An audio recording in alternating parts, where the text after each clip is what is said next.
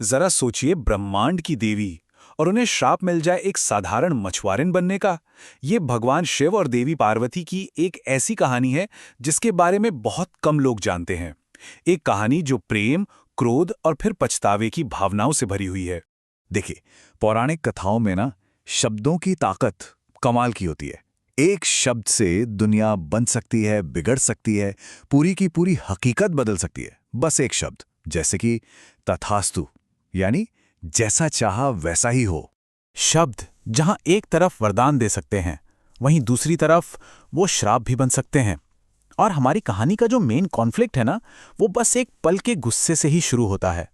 यही सवाल सबसे पहले मन में आता है ना? सुनने में यकीन नहीं होता।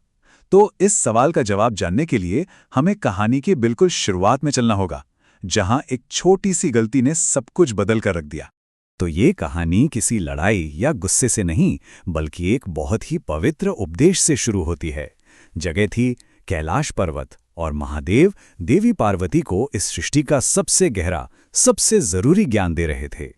ये कोई मामूली ज्ञान नहीं था, ये थी ब्रह्म विद्या, मतलब वो अल्टीमेट नॉलेज जिससे जीवन और मृत्यु का पूरा रहस्य समझा जा सकता था। महादेव बहुत ही गंभीरता से ये पवित्र ज्ञान पार्वती को समझा रहे थे। लेकिन इसी गहरी चर्चा के बीच देवी पार्वती से एक चूक हो गई। शायद थकान की वजह से उनकी एकाग्रता भंग हुई और उनकी आंख लग गई। बस यही वो एक पल था जिसने पूरी कहानी का रुख मोड़ दिया। अब देखिए, शिव का गुस्सा सिर्फ पार्वती के सो जाने पर नहीं था। असली वजह थी उस पवित्र ज्ञान का अनादर। उन्होंने इसे एकाग्रता की एक बहुत बड़ी कमी के तौर पर देखा, और ये बात वो बर्दाश्त नहीं कर पाए। और उस एक पल के गुस्से का नतीजा बहुत बहुत बड़ा था। शिव के मुंह से जो शब्द निकले, उन्होंने पार्वती का भाग्य उसी क्षण बदल दिया। और दिलचस्प बात यह है कि श्राप सीधा सीधा पार्वती की भूल से ही जुड़ा था। उन्हें फोकस यानी ध्यान का पाठ सिखाने के लिए ही ये श्राप दिया गया था, ताकि उनकी पूरी जिंदगी सिर्फ एक ही लक्ष्य पर, एक ही जगह केंद्रित हो जाए। और ये बदलाव देखिए कितना नाटकीय था। ब्रह्मांड की देवी, कैलाश की रानी, अब मछुआरों के एक छोटे से गांव में मत्स्य नाम की एक साधारण लड़की बन चुकी थी। उनका पिछला दिव्य जीवन जैसे पूरी तरह से मिट गया था। पर कहानी यहां खत्म नहीं होती। जैसे ही पार्वती कैलाश से गई, महादेव का गुस्सा भी ठंडा पड़ गया और उसकी जगह ले ली एक गहरे दुख और पछतावे ने। तो अब दो दुनियाएं एक साथ चल रही थीं। एक तरफ पृथ्वी पर पार्वती एक नया जीवन जी रही थीं, अपने काम पर पूरी तरह से फोकस्ड, और दूसरी तरफ कैलाश पर शिव अपनी प्रियतमा के बिना अकेले दुख में डूबे हुए थे। महादेव ये जानते थे कि उनके कहे हुए शब्द वापस नहीं हो सकते।